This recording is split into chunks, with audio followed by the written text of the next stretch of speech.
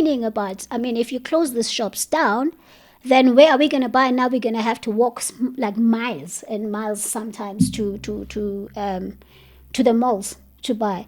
So we know what's happening right now in the country. There's the 30th of June, everybody is talking about. Yeah, but some questions have been like raised. Okay, is the same thing going to happen like last time, where shops are closed and then nothing is happening? Yes. So I know everything, it's about resources. And I know Black Business Unity is still really looking for support financially and otherwise, because this thing is driven by the people that are passionate about bringing transformation in the business space in our townships. But what other stances, maybe BBU and GAS Economic Warriors, through its programs, can it take to just try to come up with resolutions, for what I just say to people in the communities complain about? Are the ways, and who can assist BBU or GAS Economic Warriors to help them with those plans, to carry that out, of course, when it comes to community participation and so forth? So, like I said earlier, it is the responsibility of government to support organizations. So as organizations can then support the traders. Now, government is failing to capacitate organizations so as they can support the traders. The 30th of June is the date that was set by communities, you name it, Marsh and many other organizations. Yeah. Now, our role as business is, how are we going to respond to that? It's important that we are able to say, we'll be ready to respond. But the fact remains is, as long as government remains a spectator in this matter, we will struggle to get these things right. So we need to make sure that we force our government to play their role. And the role of government is to make sure that they support organizations so as organizations can support their members. And you think this Department of Small Businesses, what role, maybe if we have a meeting with them today and say, look, this is where you can come in, Easy. So there is formalized businesses in the township. There is supermarkets, there is wholesalers that are now operating in formal businesses. Okay. Informal, not informal. In a formal structure. Yes. Okay. We can then use those formal structures as a launching pad. Because your spaza shop person, you can assist him in but for now, we can then say, if the government is ready, communities can own those existing wholesalers and supermarket. So as people who've got formal properties, don't lose out on rent in terms of the tenants. If this thing does happen, they don't lose out on tenants, but communities are able to carry on with the responsibility of running it. But we as organized business have to be held accountable of what is going to happen, because if you don't hold anybody accountable, if you try and provide a solution and nobody can be held accountable, you are always creating another problem. So we are willing as Black Business Unity to be held accountable. Now, just moving along, when it comes to the programs, right, like the stock fair, how do they fit in the structure that you've created as well to help businesses with stock and all of that? Is that all aligned? Okay, so BBU is a movement that we've created to become a platform for collaboration. So people who want to collaborate, BBU is available for collaboration to assist you to be able to collaborate. So we have many organizations. We sit into about 13 organizations that are part of BBU, and very soon big organizations are going to be joining us in the platform. So as collaboration becomes very much an item that we are focused on. Yep. So collaboration. So whether you are in a township space or you are in a suburb or you want to run a spaza shop, the time of doing things on your own is past. We've got to work together. Whether community Zola works together with community Jablani, but we've got to combine our efforts. And BBU is ready to become that platform for collaboration. We are ready to be used. So the model was very simple. So Okay. the model was the same as the Pakistani model or the Somali model, whereby an individual is able to assist their brother and their sister so they can also grow. Okay. So we have rolled out a similar model, but the difference between my model and the model that was operated, that is still operated by other nationality, is I follow the law. I pay taxes according to the law. I pay staff according to the law. I pay rent according to the law.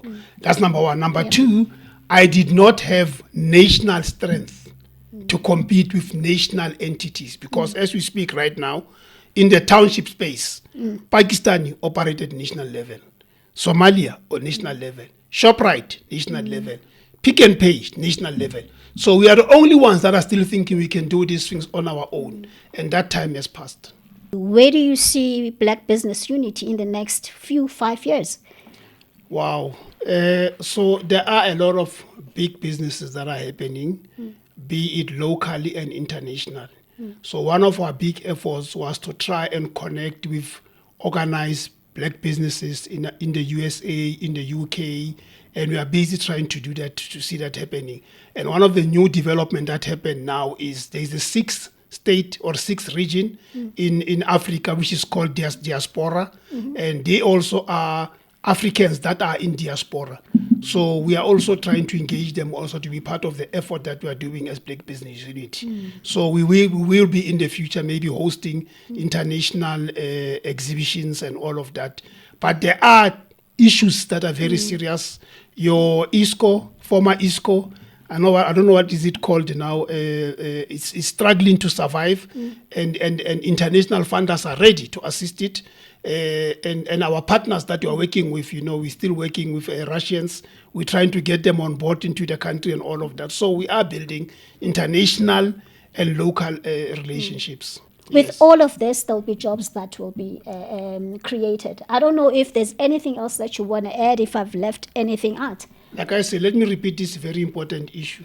South Africans, Black South Africans, if we don't control the market, if the market is still controlled by other people, we will struggle to win this war. So this war is about control of market. We need to know how many cabbages are we selling per day, how many spinach are we selling per day. If you don't know that, you are struggling. You don't have the information, you can't plan.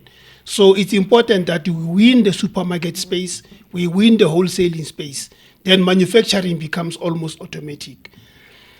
Now, I have to, as a citizen, I have to make comments as well on issues of what is happening right now in the country. Yeah.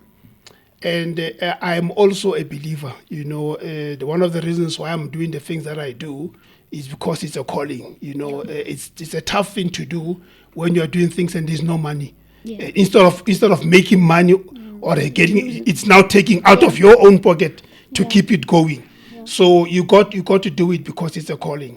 Yeah. Now, as Christians, those of us who are Christians and those of us who are believers, it's important that you understand the two most important commandments. The first one is love your God with all of your heart. The second one is love your neighbor as you love yourself. So in other words, I'm saying if the guy is from Ethiopia is not my neighbor, if the guy from Somalia is not my neighbor, but the guy from Zimbabwe, from Lesotho, we have blood, we have connected. A guy from the Shona people are part of us. So in our solution, we must remember to always be neighborly. They might be here illegally, but our approach towards them is that of being neighborly, because you don't know 100 years from now, our kids would want to go to Zimbabwe and stay there. And you don't want to be that your neighbor doesn't like you. Remember, we grew up asking Impupu from next door. Yes, I was talking about that on my way here. Yes. So the people of Zimbabwe and Lesotho and Mozambique are here to ask for Impupu. Yes, they might have taken the whole packet. The entire. They might have taken the whole. Yeah, they might have taken the whole packet. Yeah. But the issue is, we must remain neighborly in our approach. Yeah, those guys from Bangladesh, they need to go and bother their neighbors. What are the plans to say to people, okay, he has a shop, you have infrastructure, he has stock, or he has money. What is your approach when it comes to that? So there are existing operators. You start with existing operators. Okay. You capacitate them. Then at the same time, you take your stokvels and cooperatives, you take them through a training process or training program so as they can then be capacitated to be able to run the stores properly. But that is the solution. The solution is the communities themselves. Not we are going to provide the support, we are going to make sure that they don't fail, but communities must take ownership of the economy. Communities must take ownership of the economy. That's it. Yeah. That's it. Uzoyithola kanjalo uhlele ekoneni wayesithi uMandoza. Yes. Yeah. So this is KEW Media Yes. podcast in partnership with Black Business Unity. This is a platform where we talk business, we talk growth, we talk economic improvement, resolutions. We're moving to the rural side of things, but for now we are still focused with Gauteng. But we have branches all over. We do. We launched in the Western Cape. Yes. Can you just elaborate more? Where is BBU? Where can they find Black Business Unity right now as we speak? Yes. So currently we have a website, blackbusinessunity.org, and there's also another website, economicwarrior.africa. You can connect us there. But you have a Facebook presence.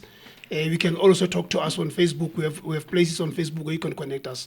But before we close, I think it's important that we tell the South Africans that we have declared the Department of Small Business as a useless entity because it was given a mandate. It's not fulfilling its mandate. The fact that there's no job creation, there's no economic growth, there is no support for informal and formal traders, they have failed on their own mandate. So they need to be closed down, and then the support for small business will go back to DTI, that's where it was. And at the same time, they are refusing to give us information. There is a PI Act that forces companies and organizations to give information who are the beneficiaries. Now they refuse to comply with being an open, transparent department. They refuse to do that. So that's one of the reasons why we're closing them down. But what is also important is there is your SIFTA now, there is NEF, there is IDC. The people that are on the ground are not sitting on those boards.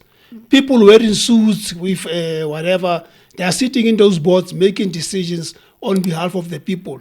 So as BBU, we are calling on those boards to be restructured and reset so as it can include organized businesses. I've got a question. Horena, if as a BBU, whereas le promise jwang but to the black business owners, babata mobula the spaza shops in the townships, security against the crime thing at the moment, because at the moment crime is too high. But what's horrible? The business in Zabon, in order for them to be that courage to open the spaza shops, how are you going to help them with the security? Thank you very much for that question, because we forgot something very important. Very important. When we're mentioning the people that we're in partnership with, we forgot to mention that we've got military veterans, and military veterans were part of the founding of BBU. So military veterans are some of them already busy training young people as we speak, together with traditional leaders to be able to provide security for those shops. But we are going to add professional security companies that we are also owning within the organizations to provide that kind of security. So yes, everything that you need is in place. So for now, we're going to leave it there. Black Business Unity, higher and higher. That's where we're going, right? We're claiming back our power. Thank you. Cheers. Thank you so much for Pleasure.